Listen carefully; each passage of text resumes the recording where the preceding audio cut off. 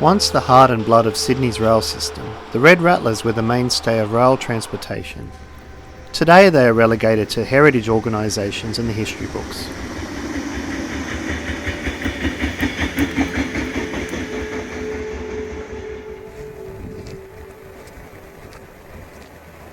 Join me as we go back to 1992 and take a closer look at the final days of the Red Rattlers.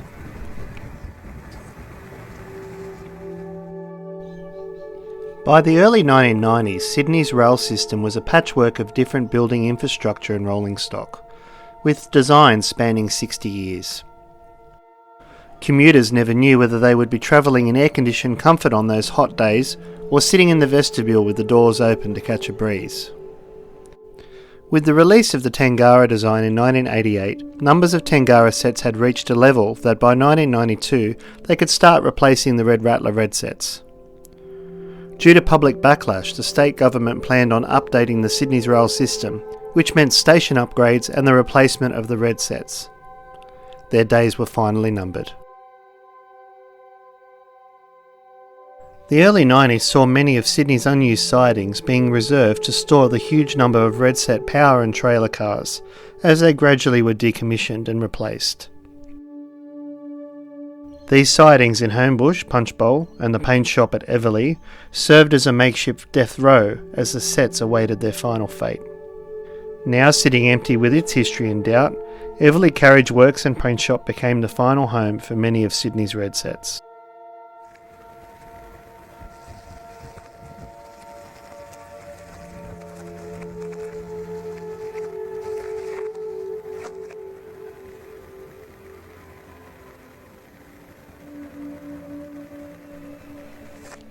As we walked the yard, we found that most carriages here were in their first stages of disassembly, including other rolling stock destined for the Sims crusher. The glass windows being the first things to be removed, as to not cause danger to workers in the following stages. Then the light fixtures with the incandescent and fluorescent bulbs and tubes also containing glass. Walking the corridors of these carriages seemed eerie somehow, the walls still displaying ads and outdated system maps, a ghostly reminder of each set's heyday. I wondered how many kilometres were travelled and how many times the map was covered by each set. Next for removal is the seat cushions and frames. The frames will be recycled, then the inner skin will be removed.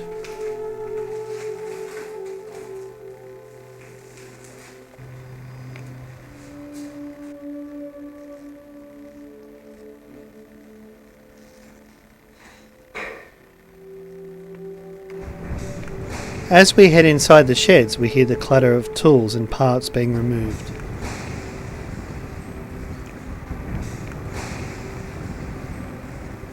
The sheds, now mainly empty except for the storage of the remaining single-deck sets, was once a bustle full of red sets in different states of disassembly.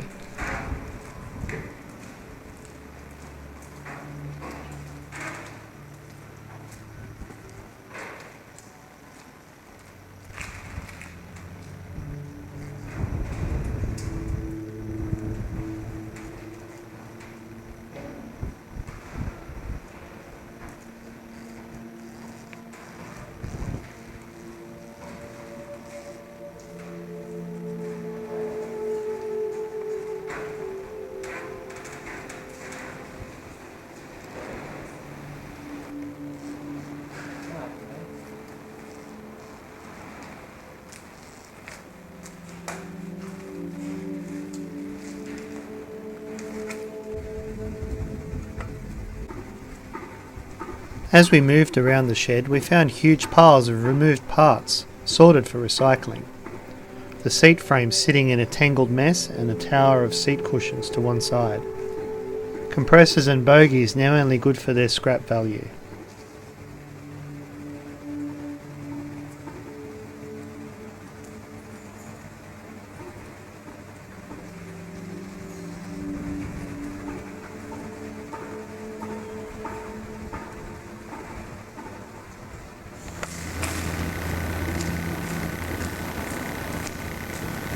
The carriages sitting, waiting, serving one last purpose as a vandal's canvas, before they too are loaded on the scrappers' trucks.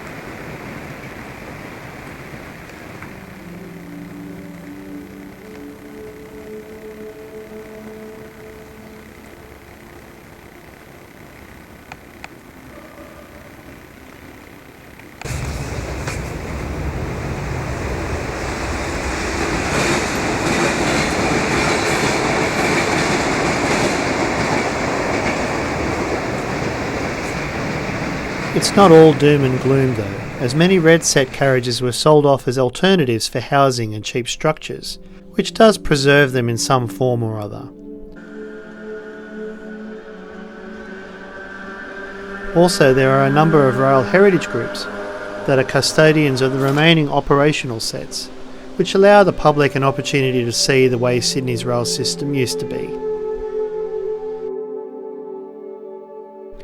Het, for example, currently uses the space that saw many of the red sets go to the crusher, the shed now providing protection from the elements to the sets that currently remain. I'd be interested to know what memories you have of these icons of the Sydney system. Maybe it was when they were still in operation enjoying the scenery from the open doors of the vestibule, or maybe for more recently. Share them in the comments below.